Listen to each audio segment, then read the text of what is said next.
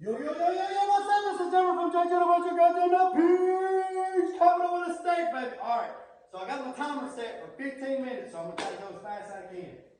So let's talk about Cre321. I had a lot of people send me messages, tag me, this, that, whatever. Trying to find out what's going on. They're not laying it slick enough, can't get it slick, it's not drying, it's gummy. My first question is, did you get the P sheet?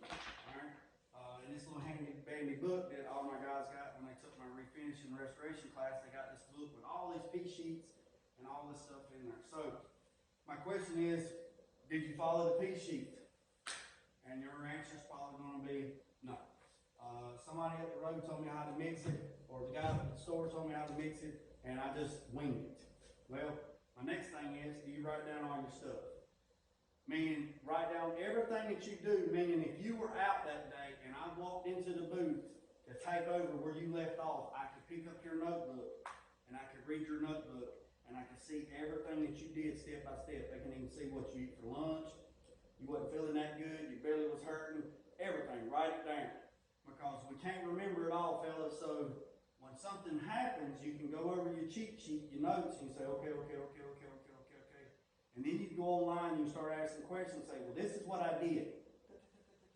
And then that lets people like me and the other thousands of people out there that's very good at their job and what they're doing, they say, hey, look, my hypothesis is this is what's wrong.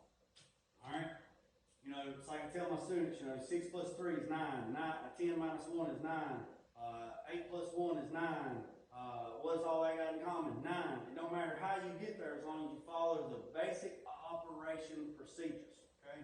So, epoxy should be used within 8 hours after it's been stripped to bare metal. You need to treat it with metal treat as fast as possible. Rust starts growing within 30 minutes at 50% humidity. If this was bare steel and I touched it with my dirty, salty hands, there's going to be a handprint there. Rust will grow immediately. Epoxy does not stop rust that's already there. It just prevents rust from coming, but you have to follow the instructions to make it work. It's just like anything else. You have to follow the directions. All right? Epoxy primer will not stop or neutralize any rust that's already there. It's already present and it will keep growing. All right? Epoxy primer needs to be applied within 30 minutes. If you're untreated steel, you need 3 mils of wet and then 1.5 mils dry for epoxy primer for corrosion resistance. If the steel and aluminum has been treated, you need at least 1 mil or 3/4 dry for protection. All right? If you put 1 coat of epoxy on there, you gotta let it dry for an hour for body filler. 2 coats, let it dry overnight for body filler. It needs to be scuffed. We're gonna talk about that. All right? The body filler part. All right? So you got to know what the ambient temperature is. If it's 70 degrees in there, this panel's not 70 degrees. This stuff stops curing at 65 degrees. The P sheet says 60, I believe. At 60 degrees, it stops. All right? 65 degrees. Flash point 65. I wouldn't spray it under 70. All right? Just wouldn't do it. So here's a tip. When you put the first coat on there, let it completely dry.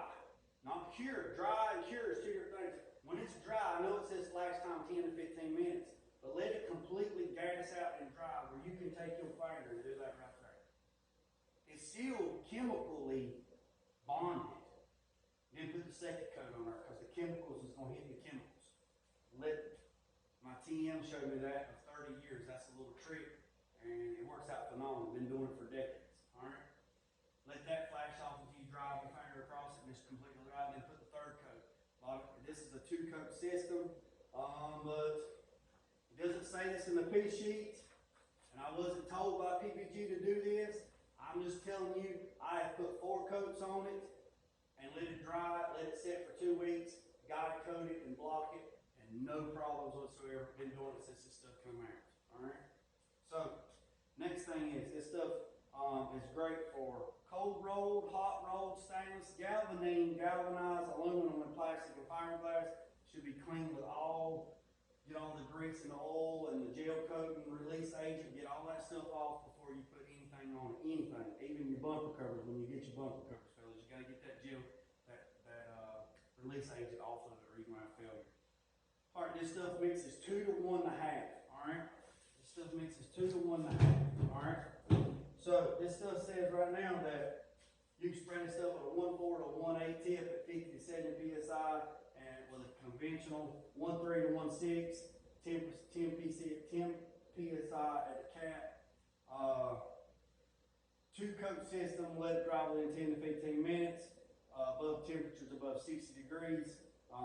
3 to 13 mils wet, and then once it dries, it'll be 2 to 8 mils. 1 gallon does 973 or 1,000 square foot.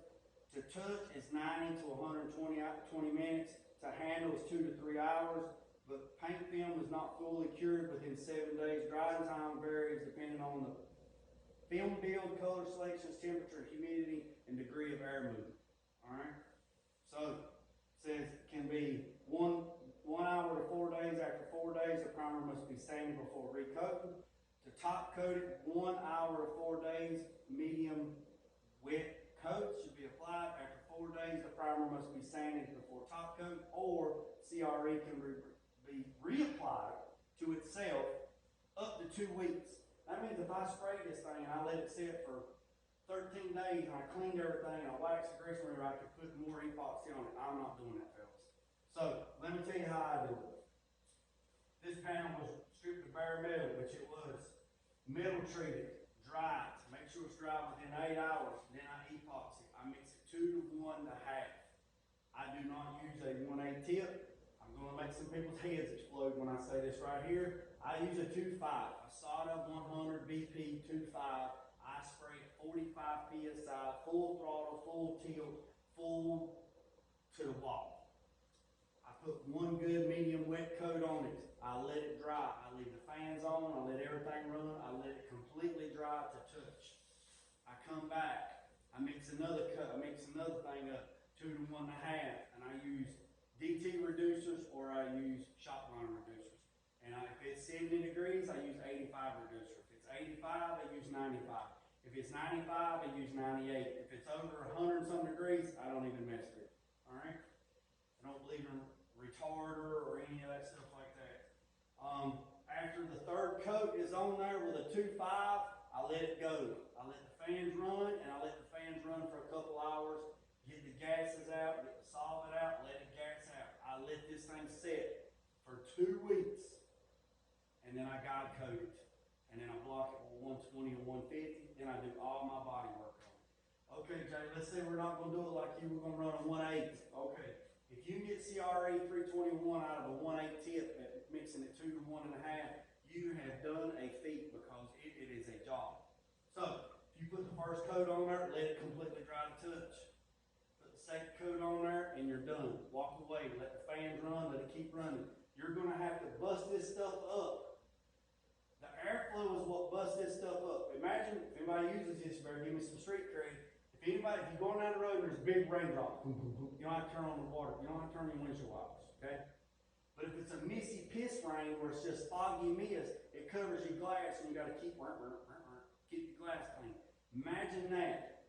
The smaller the droplets can hit the panel, the slicker it's going to be. So if I'm throwing out big golf ball drops, it's going to be like this. But if I'm throwing out little pebbles, it's going to be a whole lot slicker. Then once it dries out, the shrinkage, everything has shrinkage. Then it's going to have a little bit of texture to it, but not much. So the slicker you can spray it, the better you are on when you start to block it. Your shoulders, your elbows, your wrists, your fingers, your back will thank you. After this thing has been primed and it's got 3 coats on it or 2 coats on it, let it sit, block it out, then do all your body work on top of this. Do not do body work, filler work over bare metal. I know you've seen it on TV, and I know there's a bunch of famous people out there that do it, and they swear by it, and I respect them because they're the OGs, and I respect them. But I do not do it because it says on the can, do not do it. On this new Platinum Select filler that 3M's got, it says you can put it over bare steel. I still ain't putting it over bare steel because of the peroxides and everything that's in the filler. Have I done it before? Yes. Do I do it here? No. So, once you do that, all your body work, you block all that stuff out, then you mix it up. Then you can mix it 2 to 1 to 1, and you can spray it because you're not looking for a film build, you're just looking for coverage. You spray it super slick, put your 2 or 3 cups on there, let it dry out for a couple of days, 4 or 5 days. As long as the temperature stays above 70 degrees, it's fine. If the ambient temperature drops below 60 and this drops below 60, the link process stops. That's why guys say, hey man, I put 3 coats on here and it said wait 12 hours and I went back to sand it and it's gummy. No, the temperature dropped and it didn't link up. That's the problem. You gotta let this stuff cure out, fellas. You can't rush it. You gotta think about it. This is restoration world. This is not collision world. Now, if I was using Cre321 for collision, I'd mix it 2 to 1.5, and I'd use regular reducer, and I'd throw that stuff on there, and it'd be done. I could buzz it in 4 or 5 hours. When you're doing restoration, you're stacking it, and you got to get that solvent out of it. Okay, fellas? Once that's done, and I did this right here was blocked out with 180. No, excuse me. This was blocked out with 240 or 220. I have to go back and look at my notes. I'm going to spray this one more time. I'm going to mix it 2 to 1 to 1.5. And I'm going to spray probably 3, maybe 4 coats over. Okay? But I over-reduced it a little bit because I want to get the coverage to fill in all my scratches. And once this dries out for about 2 weeks, then I will water sand this with 600. And then I will seal it with a deep DOS sealer. And then I put my color. And then I'll put the other stuff on top of it. And then I'll put the clear on it. And then I will let it set for 2 weeks. I will cut it open with probably 800. I'll let it gas out for a week. And then I'll go from 8 all the way to 8,000. And she'll be money. So, fellas, you're going to have to follow your P-sheets, fellas. Just because you go to the part store or a paint store and they give you something, they say, oh yeah, you can mix it this. I had one guy call me the other day and he said, man, my paint store told me this stuff makes 6 to 1 to 1. I said, no, it don't. He said, yeah, that's what he told me. I said, no, it mixes 2 to 1.5. Now, it says use acetone on here. I've used acetone one other time when the humidity was super hot. It was like 80% humidity and I had to go with vinegar. I mixed up virgin acetone. I sprayed it on there. I mixed it 2 to 1 to 1 and I used a 1/8 tip and I put 2 coats on there and it laid out like money. The 88 F-150 that's in the booth right now, I literally put 3 coats on it, and it's slick as a mole's butt. It's slick. And I use a 2.5. Now I know I'm gonna make somebody's head explode because I said a 2.5. But I gotta get the product on the panel, and then I let it set, and then I block it out. So, that's how it works out, fellas. Make sure you learn your products, okay? Learn them. I don't care what you're spraying, learn them, get you a notepad, write everything down, so you got a notes when you come back. So when you go online to ask people questions, you don't get your panties all in a wad because people are attacking you and you don't know why they're attacking you because you're trying to explain something to them and you're trying to answer 9,000 people's questions coming at you.